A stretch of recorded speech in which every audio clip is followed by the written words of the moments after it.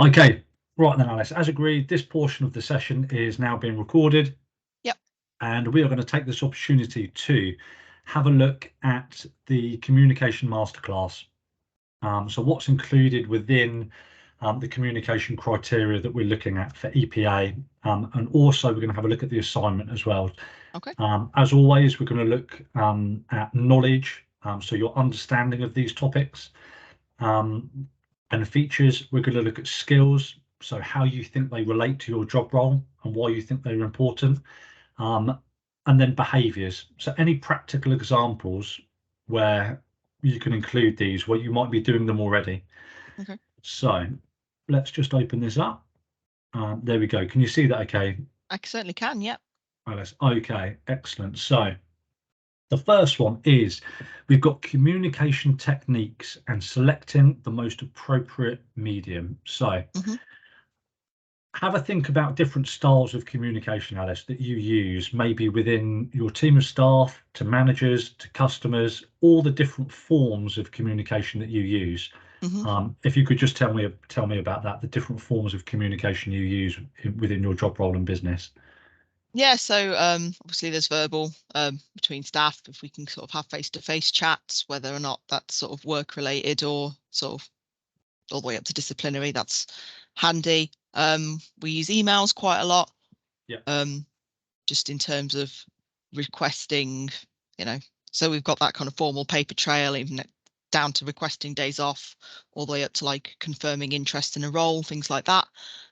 We also use, we've got various group chats for different things, so managing those, making sure that they're used appropriately and sort of within the constraints of like the application that we're using them for. So making sure that things that do need to be written down ideally aren't on the WhatsApp groups, for example, if they need to be an email. So things like shift swaps, things like that are formalized properly. Yep, excellent. So we think about communication techniques, and a lot is you're going to do a lot of face-to-face communication. Yeah. So you mentioned verbal communication. So let's just cite those. So we've already mentioned a lot of face-to-face. So you're going to do that every day within your job role, with staff, with customers, with everybody. What do you think the benefits are of face-to-face communication, Alice, compared to kind of over email, for example? I think face-to-face communication, ultimately, you're going to be able to build more rapport with that person that you're discussing things with. Yeah. You can also has the benefit of, you've got more forms of communication going for you at that point, because as well as the content of what you're verbally saying, you've got your body language, facial expressions, all those additional points as well that are going to help sort of construe your message, sort of build that, build professionalism, or, people can read a lot more into what you're saying, whereas an email is, concise and a sort of paper trail as it may be, you get also, you do lose that aspect of it. So, yeah, face-to-face has that additional bonus as well. You also get real-time feedback from the conversation. Sorry, I'm just going to ask my team just to be a little bit quieter. That's okay. Guys, all being recorded. Can we keep voices down, please? Thank you. So yeah, with that, you're getting real-time feedback on that conversation, so you can sort of adjust your content and sort of how what needs to be said in real time, whereas you can't always do that. It's kind of lost once you add sort of a messaging service in there, be that email or phone or text.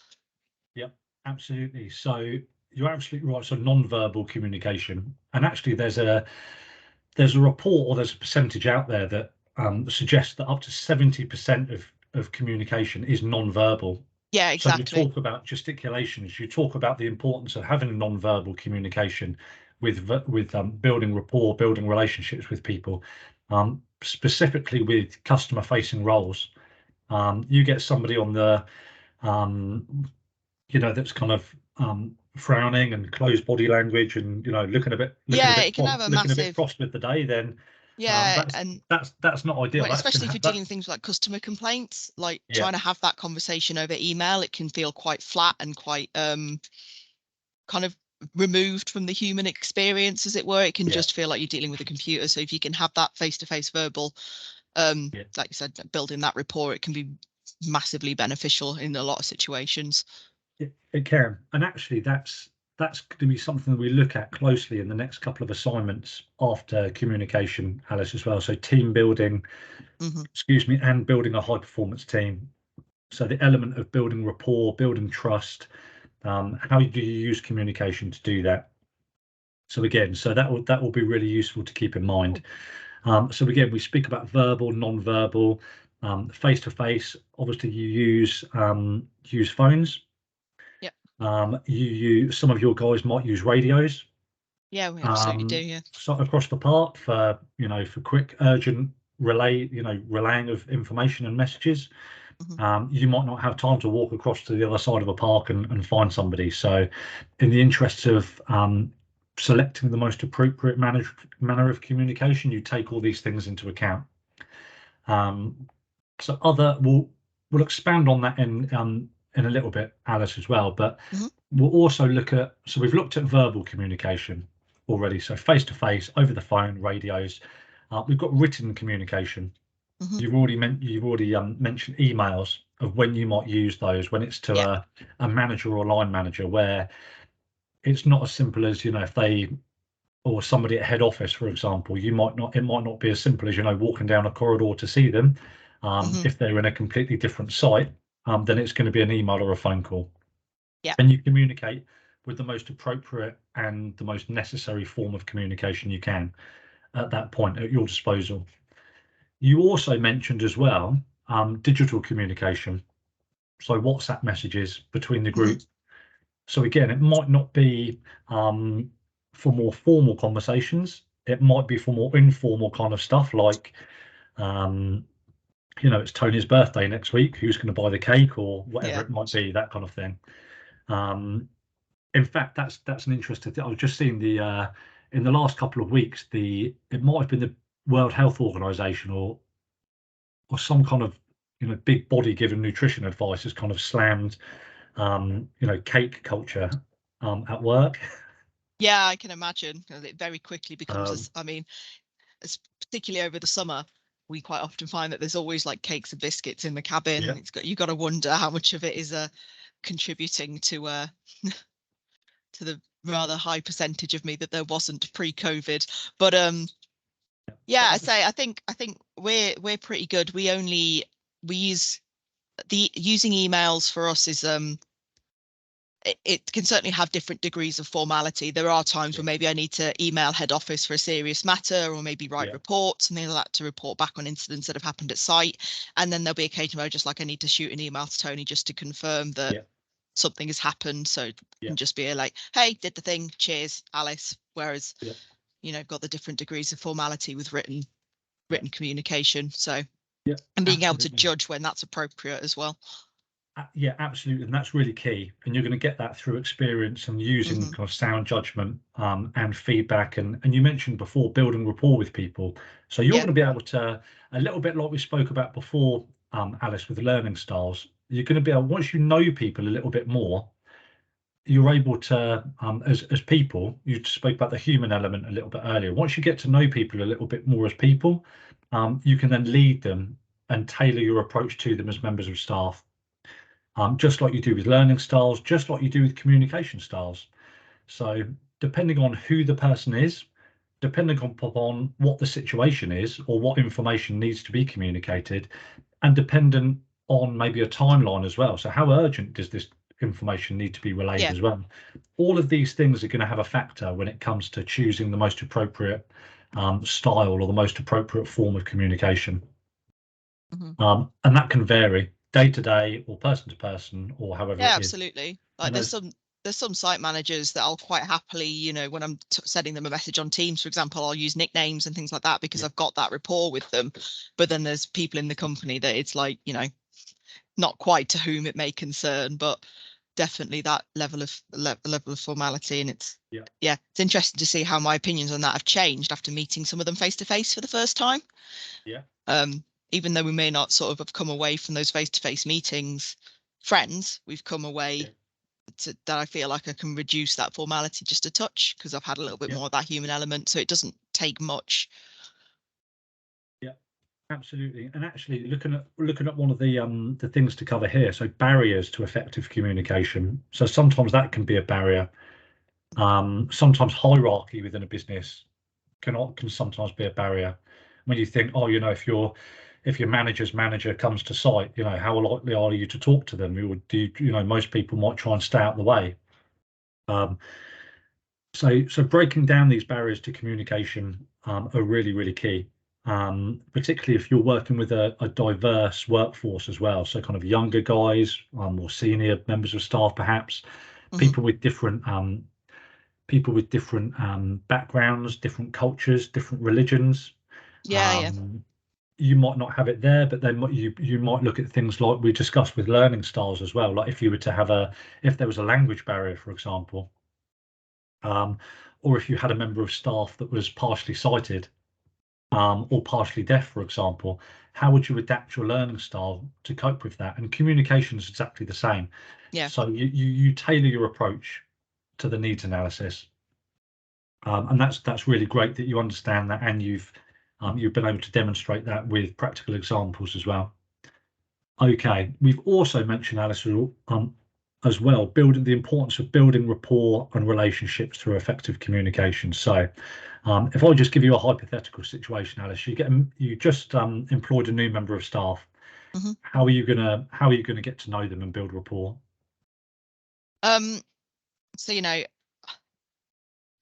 So when you first employ someone, obviously there's that degree of, oh my God, this is a new manager. So kind of introducing, sort of respecting that formality that they may feel, but also sort of allowing them to sort of start to feel more informal, maybe in the ways that they see you communicating with other staff members. Yeah. Making sure that they can see kind of that sort of what the expectation is in terms of that level of familiarity, what your relationship is with the other staff, making sure that that's clear and established, making sure that they understand the different sort of communication techniques we use for different levels of things. So if they want to ask me a question about their training, it's fine to shoot me a message on WhatsApp, but if they need to sort of shift swap, that they understand that it's not that, they need to email, making sure that those sort of levels of expectations are clearly established right from the start, so there's no worry about those being misconstrued. You also want to, in terms of building that sort of rapport with people, make sure that I'm present, available throughout, especially their training period, so they see, they know right from the start that sort of I'm visible, I'm around if you've got any questions, queries, anything that you want to bring up. Yeah, absolutely. So just talking about like first impressions, for example, really, really important. So the importance of communication, you might think, oh, what's that got to do with communication? Well, we spoke a little bit earlier about non-verbal communication. You get somebody new through the door, the first time you meet them, if you stand up and kind of are smiling and got really positive and welcome to the team, all this kind of stuff, that's going to count for a lot, both for you and for them.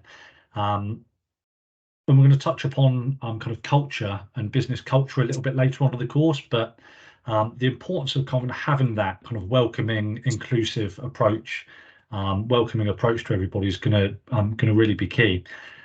You mentioned during training period as well, so being able to work out, what form of communication are they going to respond to the best during training periods, during formal kind of working periods, but as well. I had one of these sessions with a learner last week.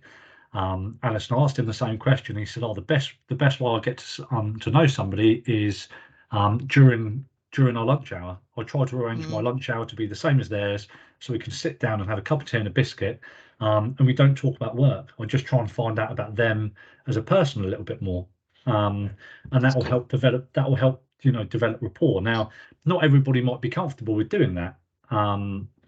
And certainly people in kind of supervisor and management positions need to, keep that, sometimes feel they need to keep that distance and keep that formal relationship at work rather than, being a friend at work kind of thing. But it's interesting how that can play a part as well, regarding, the more rapport you can build, the more trust and the more comfortable that person might be with you. So the point is initial communication is really, really key. So you'd ask them questions about themselves to try and get to know them a little bit more.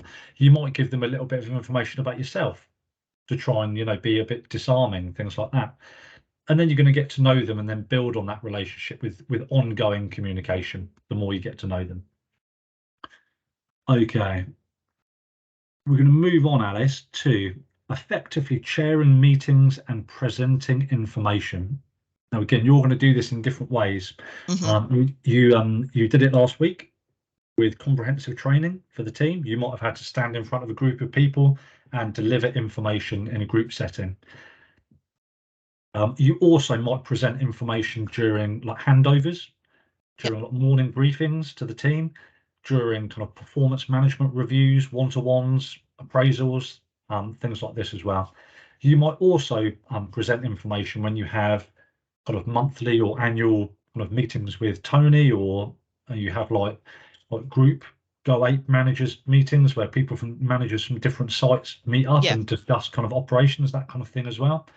So all of these you will have experience of doing. Does any of this sound familiar? If you could give some examples of when you've kind of presented information to team, to managers, absolutely, and how you've gone about that.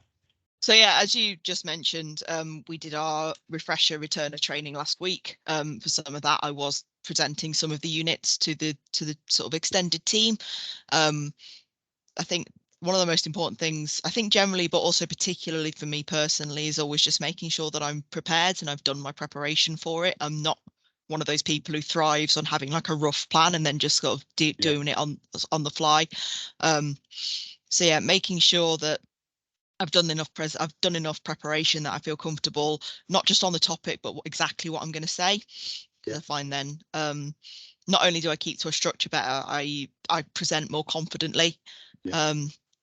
So yeah, making sure that I am delivering confidently, keeping things concise as well, because especially in that instance, we had a lot to cover. So I didn't want to sort of fall into the trappings of wandering off on tangents of scenarios and things like that, keep things to the point, relevant. So yeah, those with the training, those were kind of my key points: preparation, and then the sort of actual delivering of it. I think it's the same as well for the few meetings that I've had to chair. I have found the ones that I've lacked preparation for, so maybe not had a printed off version of my agenda, I have allowed those tangents to occur. So that's something I'm working on going forward, making sure that I've got that preparation in place so that I can sort of chair effectively, which is the point of the conversation. When I'm in a position where I'm sort of presenting to sort of peers, so like managers on my level, I've found again, making sure that I am sort of confident, and also, I don't want to keep repeating myself, but confident and relevant again, because there are a few managers in the company, particularly when we have these get-togethers, that aren't afraid to be quite vocal. So making sure that I'm not allowing them to sort of overspeak if I've got relevant points and things is important to make sure that my communication isn't overheard or misconstrued. Okay, that's a really good point, Alice, because particularly when you're working with a kind of dynamic where you're going to have naturally kind of more forceful characters or personalities, but maybe bigger personalities, less people, more likely to, when they're given a chance to kind of stand up and talk in front of people, where there's going to be people that if they're asked, if you're asking a group of people, does everybody understand, put your hand up if you've got any questions. There's going to be people that will have no problem with putting their hand up and saying, oh yeah, I've got a question on this, here's some feedback. Actually, I don't quite understand what you've just said, can you repeat it?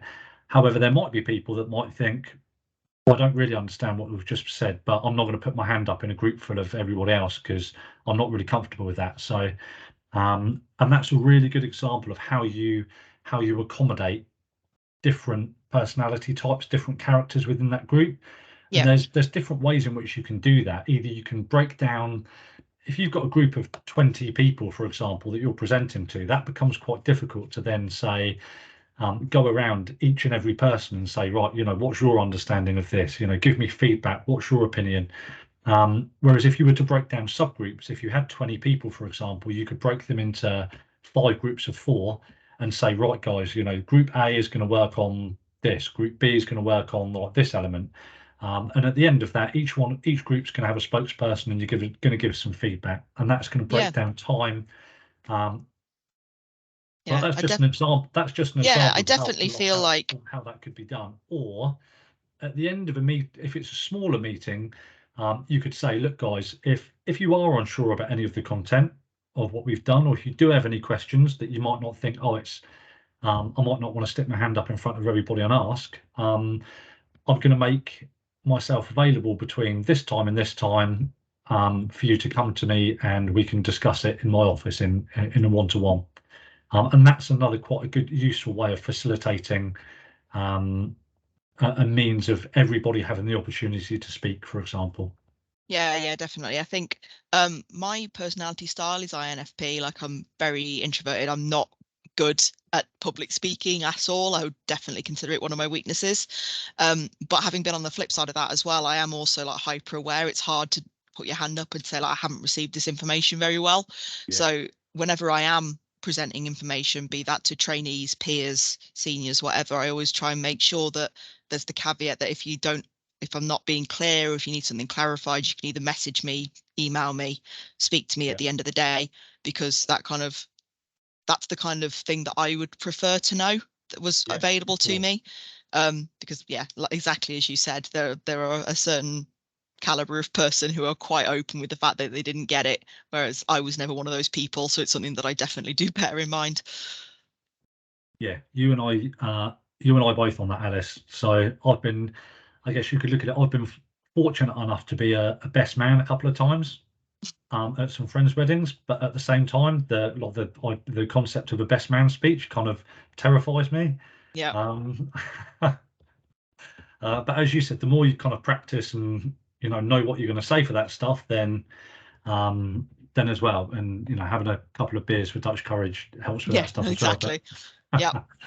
Yeah. But look, those are some really good examples of how you accommodate different personalities, different character types, and how you give everybody the opportunity to speak and kind of stand up, and how you might break down those groups as well. And those are some questions that are on the assignment, Alice, as well. So we'll move on to, hopefully you don't have to have too many of these, Alice. However, managing challenging conversations. Yeah. So, we actually recently did a unit on this, on the management training that GoApe is offering. Okay, so we did a few sessions on discussing different theories and things like that, and different ways to maybe think about those conversations as well as how to have them. I think one of the most useful kind of frameworks that I found, I can't remember who did it or what the official name for it, but one of the things is to consider it radical candor. So I've just got it up, one of my notes up from one of those sessions. So it kind of separates sort of caring to uncaring, and then challenging people directly and then being silenced. And it separates that into 4 quadrants, and there's ruinous empathy, manipulative insincerity, obnoxious aggression, then radical candor, which is ideally where you want to be, where you care about the person that you're having that conversation with, but you do need to sort of challenge them directly on it. Avoiding having that challenging conversation is detrimental to them and yourself. And I realized that a lot of the time, because I didn't want to have challenging conversations with staff about like sort of inter-staff sort of conflict and things like that, because it would be stressful for myself, I had put myself directly in the ruinous empathy pile, where I cared a bit too much about having about that person and maybe hurting their feelings, or having sort of my message misconstrued, that I allowed myself to stay silent on the matter. So whenever I am aware that I need to have a challenging conversation, I try and remember that framework, and sort of remember that this conversation will be difficult to have with someone, but you're doing it for their, to challenge them directly for their, continuous personal development, or just to sort of manage an issue that they've maybe had at work. But you're also doing it from a point of caring and wanting them to sort of be better in that conversation. So trying to sort of frame it in my head as that, and not just like, oh, it's going to be really awkward to have this, it's going to be sort of painful for us both. Trying to remember the point of that conversation and remembering that radical candor. It's beneficial. It's of a benefit to both the person having the conversation as well as the person who's receiving that information. And that's kind of really helped me manage those feelings around it as well. Yeah, that's a really useful framework to consider. For two things, if we consider the importance of feedback. So we've had a look at feedback already with the 360 SWOT analysis, things like that. But the importance of constructive feedback. So generally, if somebody's doing something wrong or in the wrong way, you'd like to think that they'd, by telling them and by using the right approach and the right language, so it's done in a constructive way, they would appreciate it. If I'm doing something wrong and my line manager picks up on it, I would rather them tell me so I can put it right and do something about it. However, and as you say, from a supervisor, from a manager, from a management perspective, you're accountable for the performance of the team and that individual in many ways. So from a standardization perspective, it's important that conversation takes place. If I just give you an example from myself as well, Alice. So my job before this was managing kind of gyms and health clubs, things like that. That was my background, where I'd moved up from well, the last place I work, I went in as a personal trainer, gym instructor. I moved up to like a team leader of the fitness team, and then went to like operations manager, and then became general manager. Now, I learned quite quickly that there's quite a big difference between being a leader and being a manager. And I found that jump with certain things quite difficult to handle. And one of the things that I found difficult was having challenging conversations. You're suddenly having to go through a disciplinary process with somebody who a year ago was your peer and colleague on the same level as you. So in many respects, it's like hopefully you've won the respect of the team by doing what they've done. But at the same time, when it comes to things like that, I found that a really difficult thing to have to do. So that was a skill set that I had to cultivate, if you like. Now, in the next unit for team building, Alice, as well, we're going to look at what we call leadership styles. And this would actually be quite handy to look at in terms of different styles that you can take. Now, there's what we call autocratic leadership, where you're more of a dictator. It's more of a like kind of, this is happening, this is what we're doing, this is how we're doing it, and we're doing it now, kind of thing. You're not really taking into account anybody else's opinions. You've got the information, you've decided this is what is happening, and that's it. You've got more of a democratic style of leadership, where if you've got a decision to make, for example, you're still accountable for that decision and you still make the final decision. However, you might ask your manager of members of staff for feedback on that. So I've been given this task to do, and I need to come to a decision. How do you think we should go about it, kind of thing? So you're valuing the opinions of the staff, and you're kind of getting their input, if you like. So it's more democratic. Then you've got kind of what's called a laissez-faire type approach, where it's far more relaxed. And that approach can often be used in a group of people where, as a manager, you've got a group of staff whom you trust implicitly, and they're very experienced. For example, you could allocate or delegate tasks to them, and you can say, I know that you know how to do it, so I'm not going to tell you how to do it. You can do it however you want. Just let me know when it's done. And it's far more relaxed. So actually, it's those type of leadership styles that you can take into account with communication styles as well, in how you can really tailor your approach to people. And if you think back to last session as well, Alice, that kind of is the main trait that runs through these first couple of units, your ability to understand people and models and situations, and your ability to adopt different styles and adapt your approach to different people, different scenarios, to manage them the most effective way you can. And it's just like learning styles, just like communication styles we're doing today, and just like leadership styles that we're gonna focus on in the next unit as well. But that's a really good example. So you've got all of these different approaches. Like there's a model called the collaborative model. So it's often to try and deal with not necessarily a conflict that you might have one-to-one, the way you might have to give feedback. It might be that you've witnessed an argument between two members of staff, and they're not going to have it out on the park, so they're going to, let's take it in the office because there's a time and a place, and you might then mediate that discussion. So you'll give them both opportunities to speak. Then you'll give feedback. You might remind them of their responsibilities and company values, and is this acceptable? No. Are we going to, how are we going to move forward from this, and work with them to try and come to a common goal that everybody would want in that situation. So it's not an easy thing to do, having challenging conversations, managing conflict in the workplace, whatever it might be, particularly with customers as well. You're going to, you might have a customer that might call up again. I was doing a session last week with somebody do you know Harriet from Go Ape? Yeah. I think she's from the Bury St Edmunds. Yeah, I know of her. Yeah, I don't. So I was having a session with Harriet, and she was saying, look, sometimes it's really difficult when you get this person on the phone that's made a booking, but the availability isn't there anymore. And so you have to phone them and say, look, that you could get like yelled at potentially. Yeah, we've got instances. We're going to have to make a call this week. We've got we've been told by our construction team that we've got some essential maintenance for a weekend coming up in March, and I have looked at the bookings and know that there's a birthday party that week. So yeah, it's going to be a difficult conversation to have, but it's completely unavoidable. It is, and you go into that as armed as possible. For example, like that scenario is going to be particularly difficult. I was going to use the example where you could say, well, I'm really, really sorry. You try and place yourself in their shoes, have empathy, use emotional intelligence.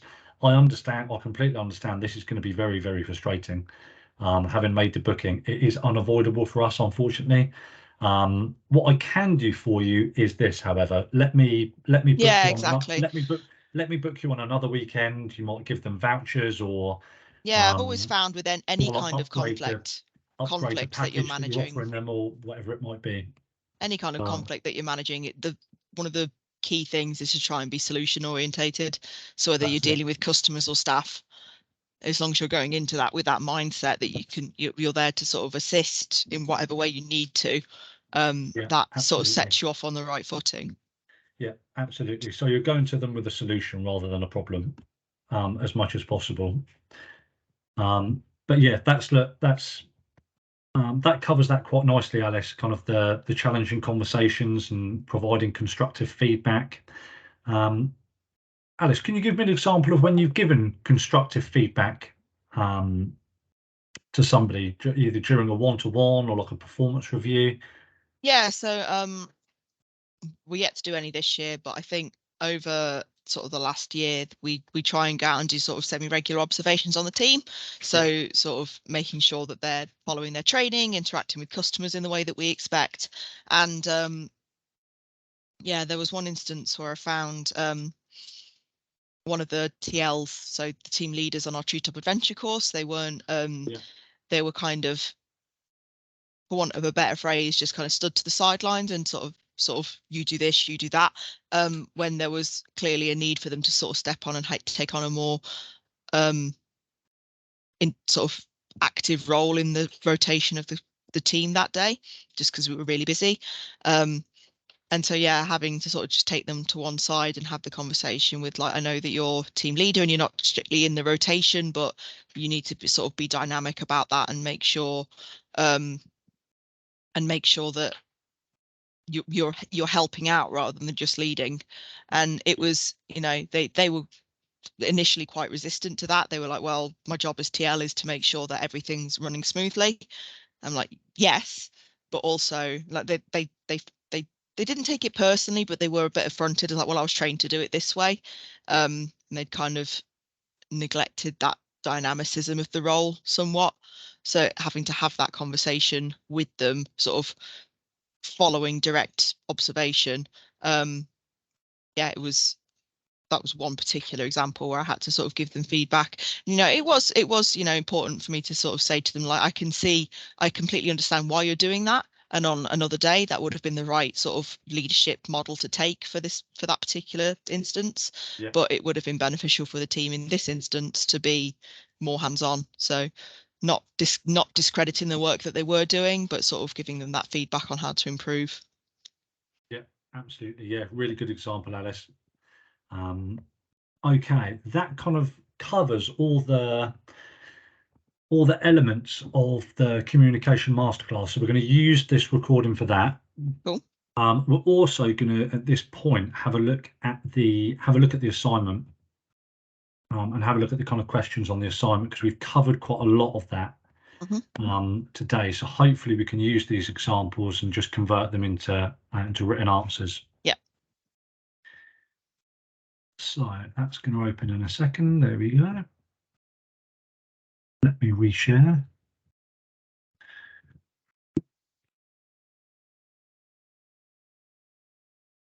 There we go.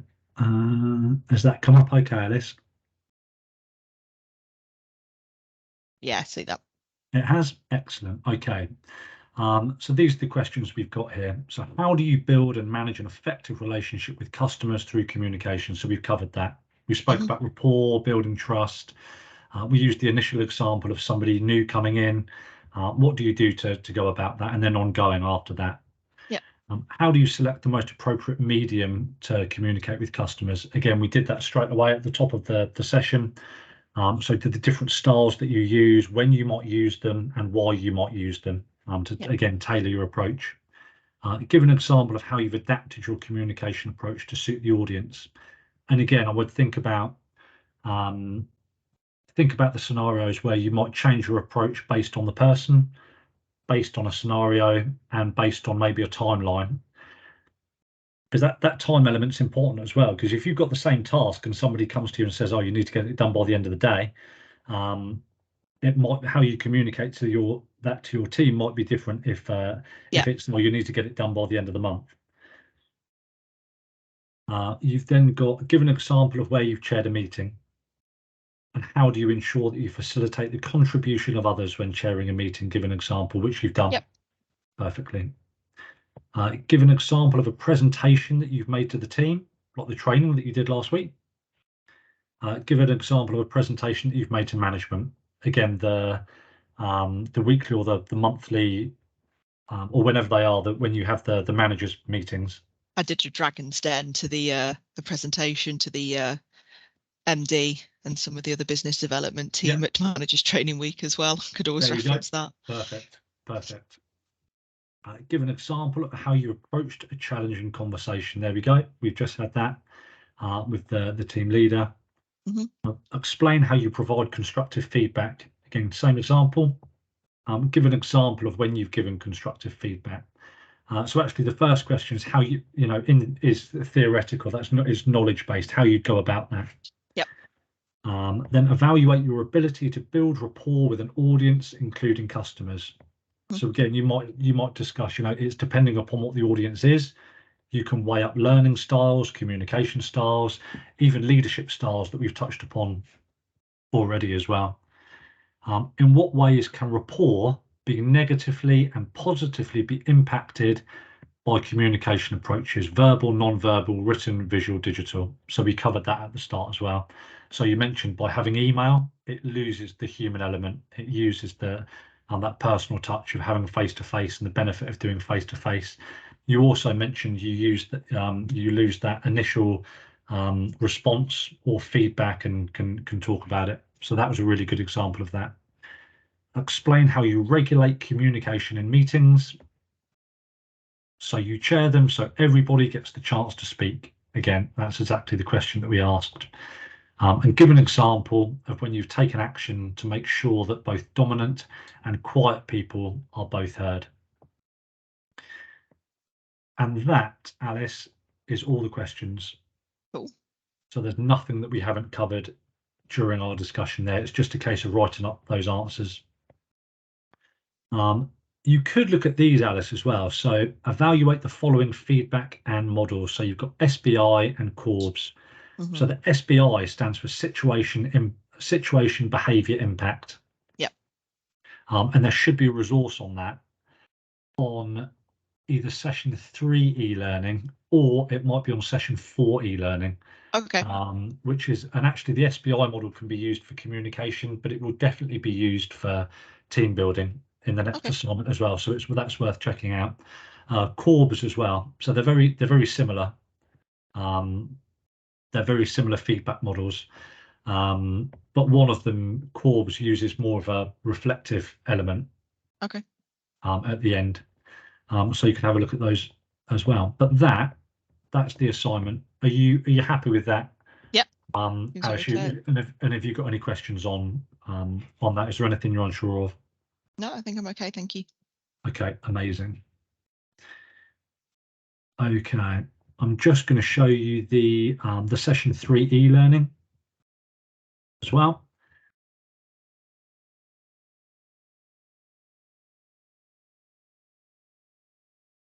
There we go. And again, these are going to be similar to what you looked at before. So a lot of these are going to be kind of written documents or kind of YouTube videos for you to look at. My advice as always, Alice, is make notes on these and always think about how relevant is the information that's here and how relevant is it to your job role and business. Yeah. And can you think, and secondly, can you think of any examples of when you've applied it or how you could use it? Okay. So you've got a 4-step difficult conversation process, which you've mentioned, and that's going to be similar to what you did in the management training. Yeah. Constructive feedback from managers, giving feedback effectively, meeting equality, making sure everybody gets the chance to speak, working memory, and build, don't break communication. The lower one's quite an interesting one.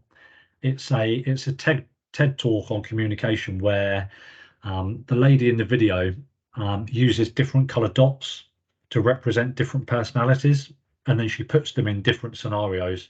It's quite thought-provoking, and it makes you think about, oh, what if you're in this situation? I think they use an example of if you've got a blue type personality with a red type personality on like a 10-hour car journey, how are they going to get along? Because they're two very different people.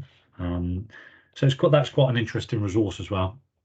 So there's not loads there, but you can look through those, and they might help you kind of fine tune and get more ideas of how to complete the assignment. And that will be everything we need to go through, Alice, for the masterclass. So I'm just going to pause the recording there.